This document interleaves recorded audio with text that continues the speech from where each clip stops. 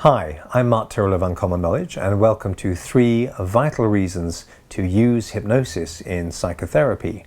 Why understanding this central tenet of human psychology is essential if you're to fulfill your potential as a therapist.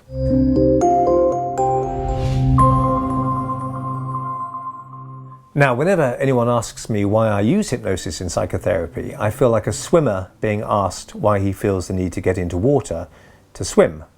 Other than the reassuring for us hypnos research that found CBT therapy has a 70% better success rate when used with hypnosis for depressed people, there's a variety of positive reasons to introduce clinical hypnosis into your practice.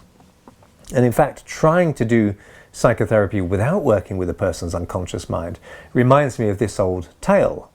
Once a man came across his neighbour down on his hands and knees in the road under a bright street lamp. And he said, "What are you doing?" And his neighbour replied, "I'm looking for my key." And the man says, "Well, where did you lose your key?" And the other man says, "In my house." "Then why in heaven's name are you searching for it out here?" "Because there's much more light out here under the street lamp." Trying to work exclusively with the narrow beam of focus that is the conscious mind when solutions and potentially life-changing resources lie in the darkness of the unconscious mind is akin to what the man attempts to do in this story. But how, I hear you gasp, depending on how much you know about the central role of hypnotic trance, can I say that everyone should work with trance states?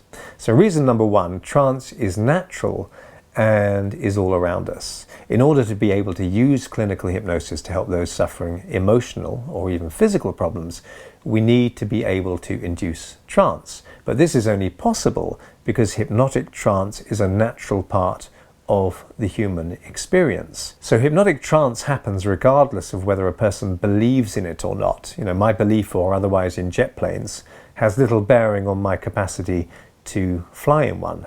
Just as you don't have to believe in air or understand the properties of oxygen in order to breathe, your clients don't have to believe in hypnosis in order to benefit from it. Hypnotic trance is a continuum. We can be lightly entranced as when we forget our surroundings in the shopping mall, as we daydream about some past love, or we can be deeply entranced as when we completely forget our surroundings and fully believe in the contents of our imaginations when we dream at night. Few people consider dreaming to be a kind of hypnotic trance, but in fact it has uncanny correlations with the hypnotic state. We all dream at night, whether we remember the dreams or not. We all use or misuse our imaginations. We all zone out sometimes or zone in when we go into a state of flow. We all learn without knowing how we learn something. We are all hypnotic creatures, and hypnosis is central to human life. So that's my number 1 reason for using hypnosis in psychotherapy. It may not be natural, at least for most people, to consume medicines for emotional problems or to become as highly self-analytical as some schools of therapy require their clients to be. But it is natural to enter hypnotic trance. Hypnosis, because it's natural, happens naturally all the time in life. We could even say that hypnosis is the optimum state of learning.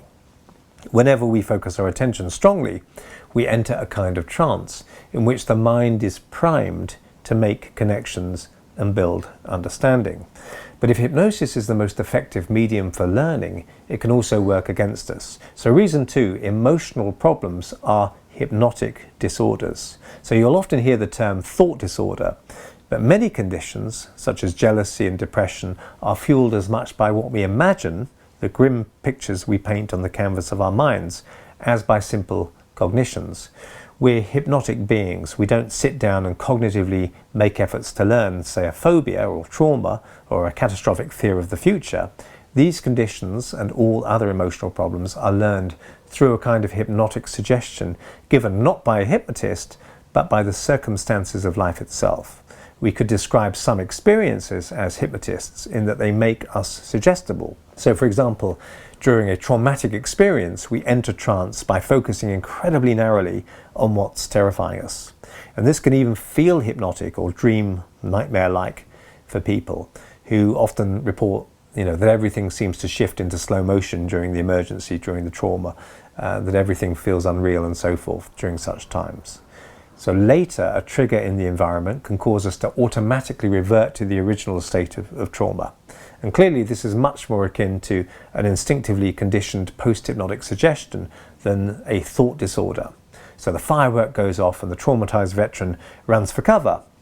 He spontaneously and hypnotically regresses to the battlefield. And pattern matching, a process that every psychotherapist should fully understand, happens when an environmental trigger pattern matches with an internal emotional or physiological pattern to produce an automatic response that occurs without the involvement of conscious thought.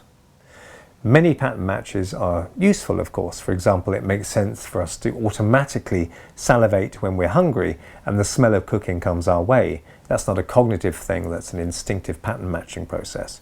The trouble is, we can also learn faulty pattern matches. Think fetishes, phobias, and toxic relationship patterns. Hypnosis can alter these self-harming unconscious pattern matches.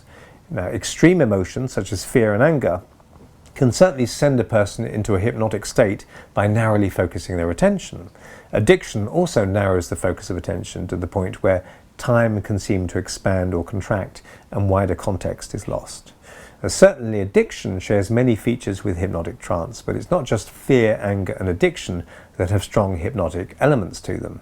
Depressed people tend to focus their attention inwardly at the expense of outward reality. They also exhibit other hypnotic-like behaviors, such as activation of the imagination to perpetrate and maintain emotional states, such as fear or despondency, and even in extremely depressed people, catalepsy.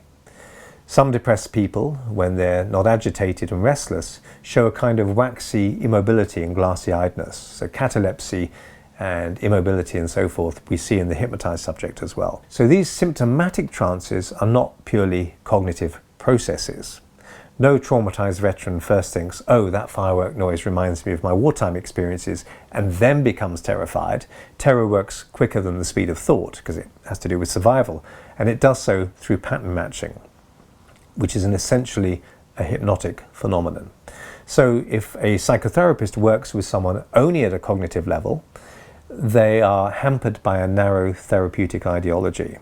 They miss out on a huge part of the human condition when seeking to help others.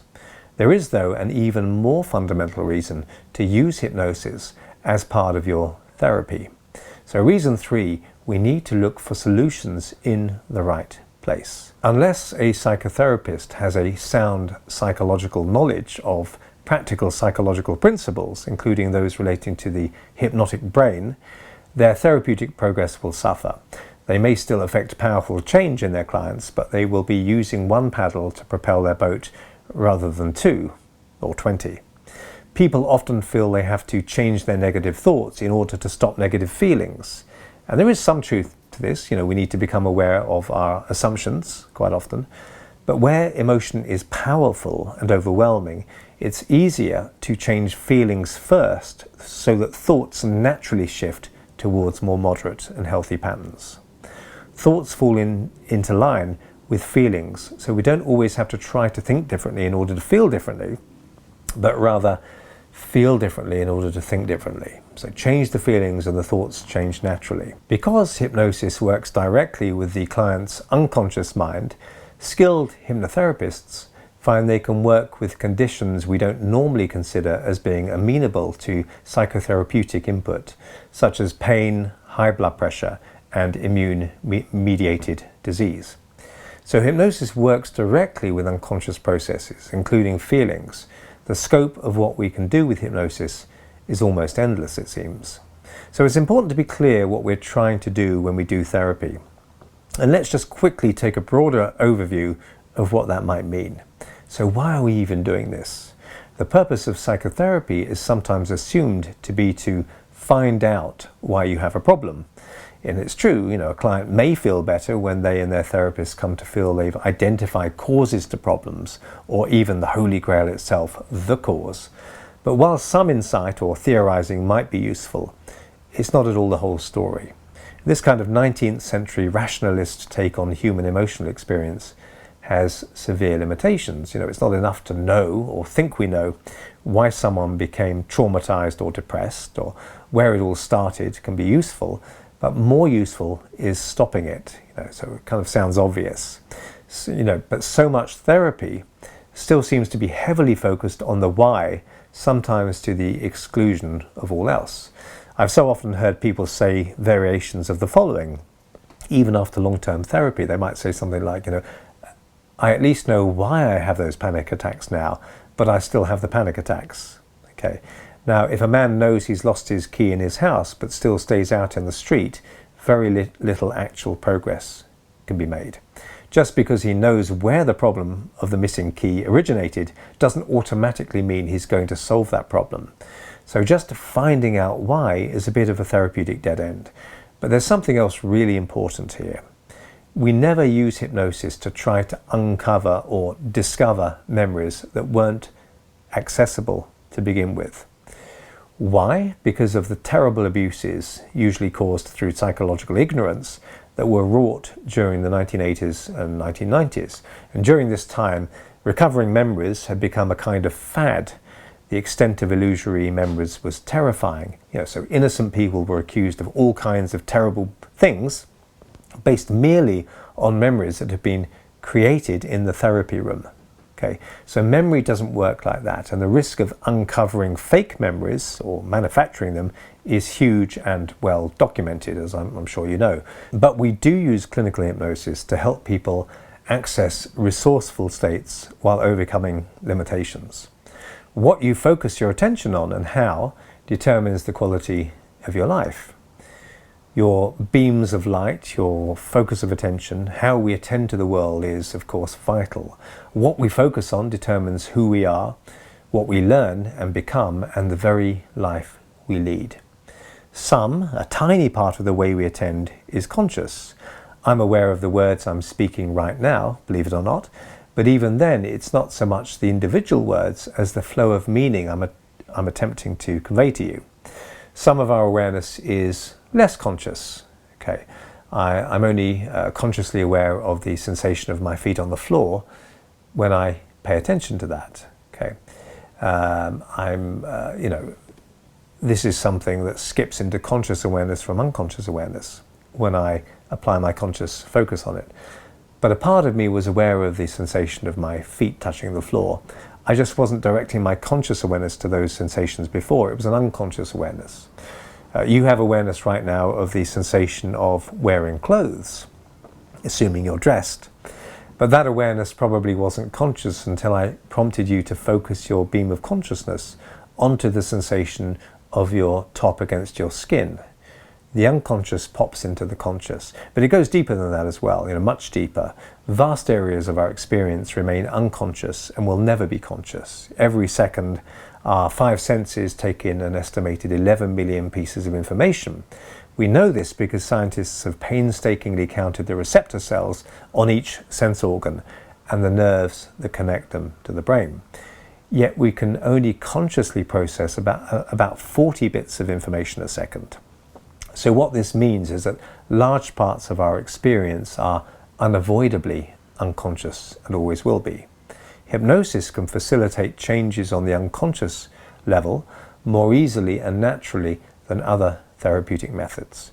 And if we intend to work with the whole person as much as possible, this must necessarily include the vast areas of the human being that are outside of, and in some ways much more than, mere conscious cognition. So I use hypnosis psychotherapeutically because we are as much hypnotic beings as cognitive and behavioral ones, perhaps more fundamentally so.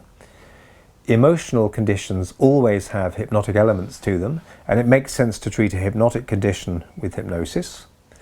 Much of our experience is and will always be beyond conscious awareness. Hypnosis can help tap into the huge reservoir of unconscious resources.